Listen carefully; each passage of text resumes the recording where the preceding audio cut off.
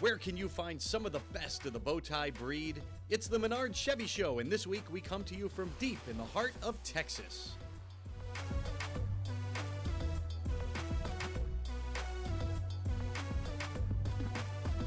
They say everything is big in Texas, and when they coined that phrase, they were probably talking about the Texas Motorplex. It was built in 1986, and it was the first super track in the country. I'm Dave Dobson, and this is the Menards Chevy Show.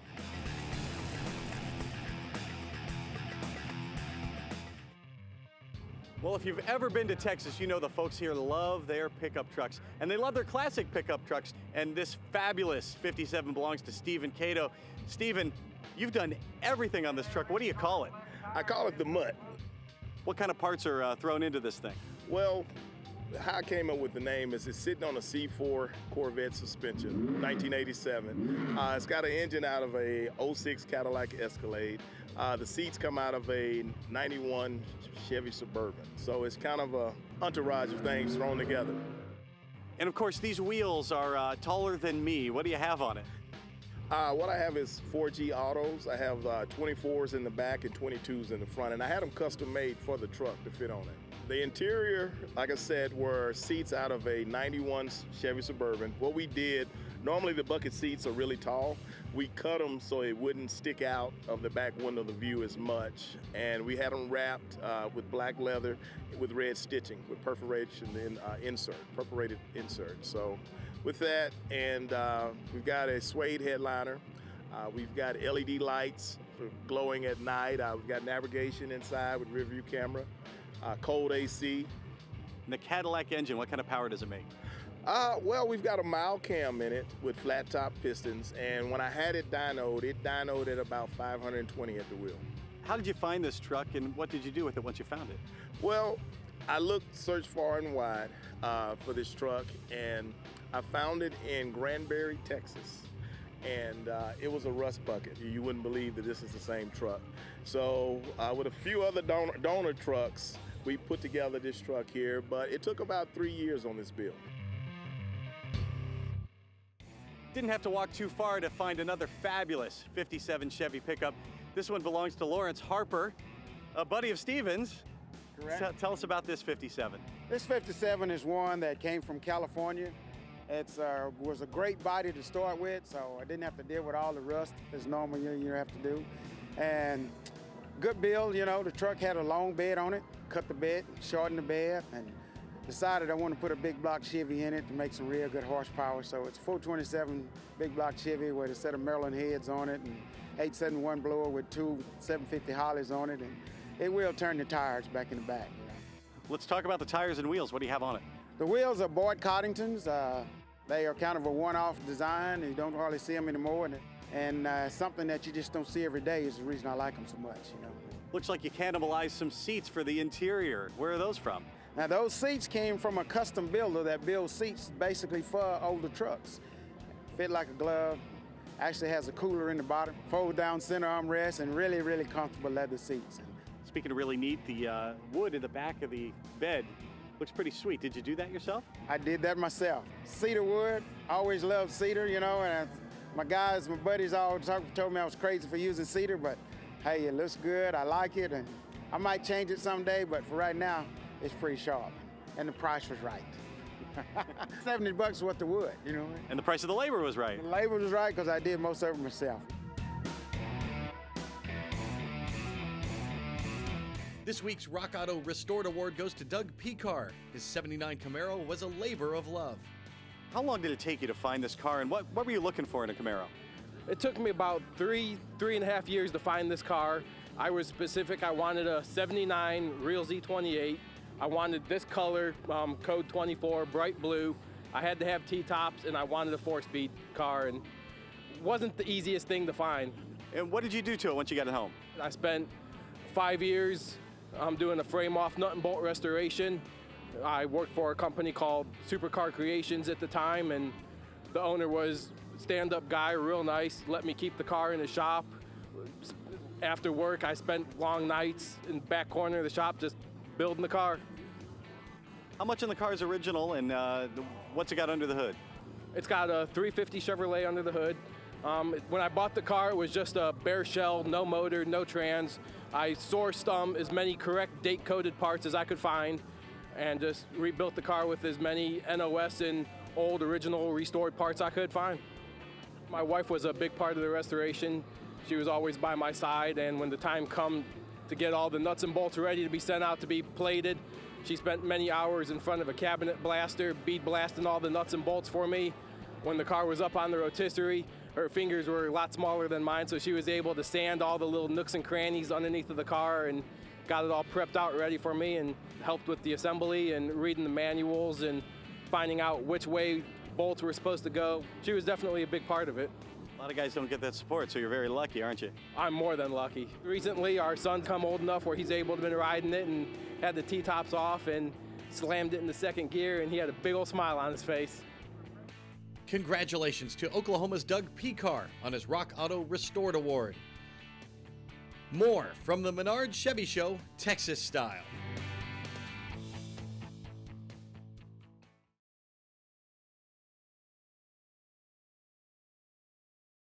Menards Chevy Show is brought to you by Clamp Tight, the clamp making tool. DJS Fabrications, the best mobile car dolly built today. Steel Rubber Products, quality crafted rubber parts and weather stripping. And by Dustless Blasting, it's the future of surface preparation. Welcome back to the Menards Chevy Show. While some hot cars tear up the track, we check out some more cool cars back in the pits, including the winner of this week's OPGI Original Award. Well, Tim Lane was looking for a 1970 Chevelle, and he found it up in Kentucky. Now, Tim, everything was looking great until you got it home. What happened? Until I got it home and realized that this was not the car of my dreams. I was driving it home one night and definitely felt something going on with the transmission. Found out the clutch just blew up on me, so I limped it home. And the next day we took it apart.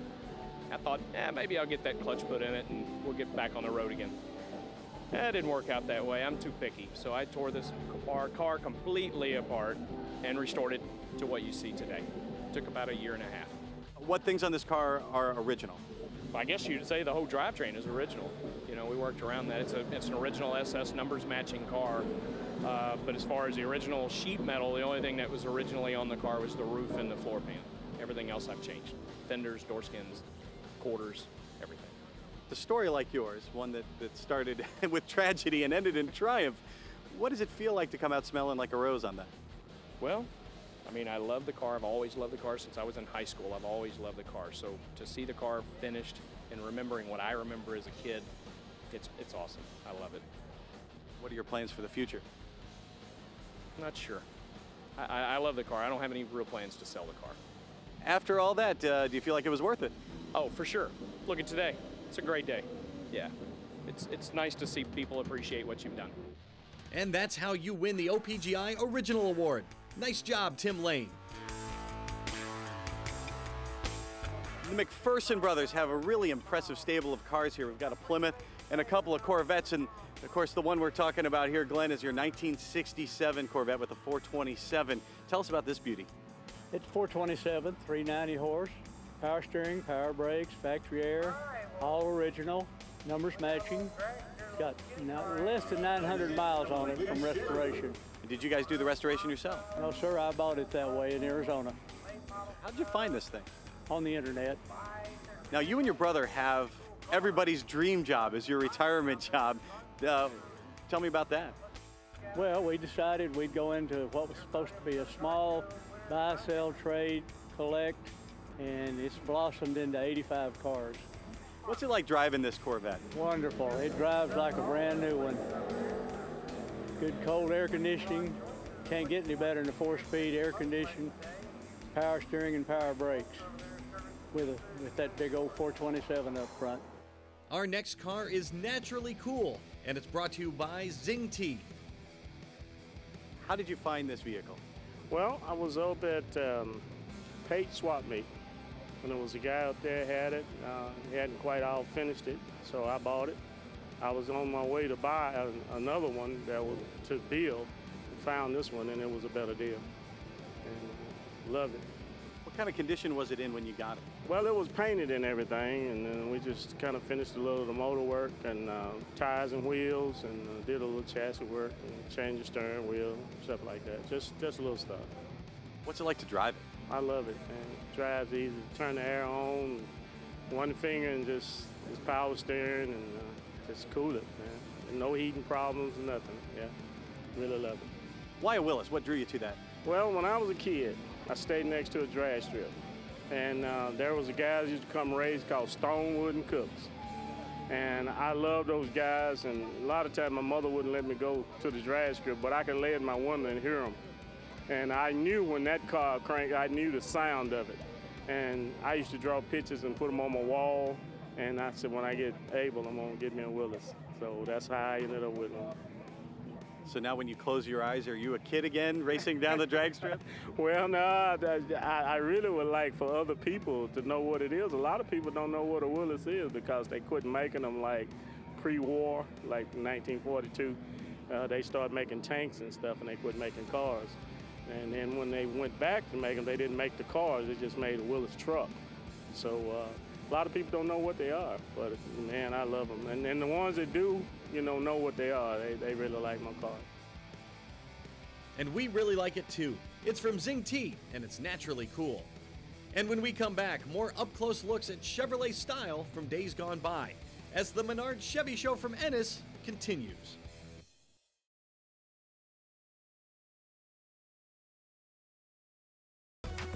Welcome back. There's something for everyone at every Menards Chevy Show, and there's some great variety here in Ennis. Mike Murphy owns our next producer's pick, a sweet 1967 Chevelle. I found it in Corsicana, Texas. I've had it 8 years. What kind of condition was it in when you bought it? It is all surface rust, pretty much. All the interior was ratted out. It needed to be totally gone through. What were some of the biggest obstacles you had when you were restoring this car? Getting the old paint off. Had to strip it to the metal.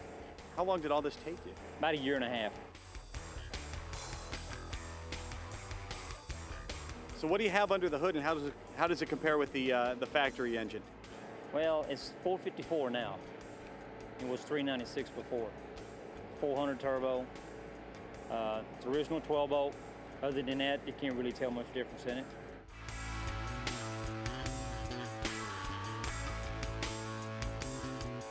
And the interior, is it all original as well? Yes, it was just hand-stitched by another guy. Everybody else wanted too much, so I found him by luck. What's it like driving this thing? Oh, it's a dream on the highway. No problems. A lot of guys have trailer queens, and they bring them out to shows, and we appreciate those cars as well. But this is one that's a driver for you. How much do you drive it? About 1,000 miles a year. That's at the most. Just car shows only. So don't take much chances out on an open highway just to cruise. Few cars really make a statement like this 1953 Chevy sedan owned by Noah Prickroll. Noah, just from Waxahachie down the road, how much have you done to this thing? And you've had a pretty quick turnaround, haven't you? Yeah, I built this car in 231 days. When I got it, it wasn't finished. We've seen the photos. It wasn't even close to finished. Yeah. How much have you done to it? Quite a bit. I cut out both quarter panels all the way around the bottom of the trunk, all the bodywork, Frenched the headlights, and then all the bodywork and painted it. So quite a bit of work, all new interior. If I'm not mistaken, the roof line looks a little bit different from the original. Yeah, it's got a 3-inch chop on it.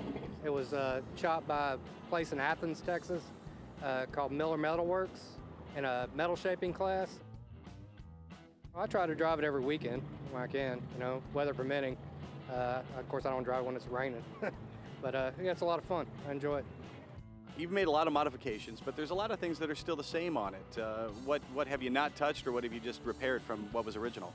Well, the grill's the same. It's just got extra teeth in it. I try to keep it kind of a stock-looking car, but with the chop to make it, custom but unique at the same time. So. The seats look like they're original. What have you done to them? The original seats are just all new covers and new door panels, paint of the dash, custom gauge panel. Yeah, new carpet. Do you have any plans to do anything more to it? I want to change the front end, maybe put a Fat Man front end under it with rack and pinion, maybe make it for my wife so my wife can drive it. I'm working on other projects, so that's my long-term goal is something for my wife to drive, come to the shows with me. Our host this weekend is the Texas Motorplex, and for over 30 years, it's been a model for drag strips everywhere. 2019, we have our Streetcar Takeover, which is a streetcar-based event. Get around 3,000 spectators, 200 race cars. We're also the Midwest Pro Mod Series we ran this year. We have them coming back as our season opener. That should be in March. That's featuring 32 Pro Mods, Radio versus the World cars. That's going to be a huge event at the beginning of the year, and then Muscle Car Club Challenge and Port Face-Offs. One of your biggest events of the season is a non-racing event. It's called the Lantern Festival. What's that all about? The Lantern Festival is a memorial event where families can come and light Chinese balloons, and they can write different sayings on them, or I love you, I miss you, and such. We'll average between 10 and 12,000 people for this event. It's pretty amazing. I mean, all of the lanterns are let off at the exact same time. That's one of our biggest and the most interesting events that we have here. What do you want when racers come here and race at the Texas Motorplex? What do you want the Texas Motorplex experience to be like for them? I want it to be amazing. I want them to leave here knowing that they came to, in my opinion, the best facility in the nation. When they leave, I want them to know that the hospitality here is amazing, the track service is amazing, and that they can always come back, talk to us, tell us what they'd like to see, and we'll create events around them. And we still have lots planned for the rest of the show. You like tail fins? Well, we got them. Next on the Menards Chevy Show.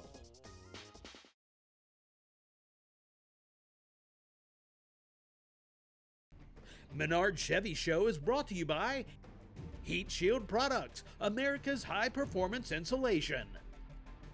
R3 Performance, quality parts, attention to detail, and innovative design.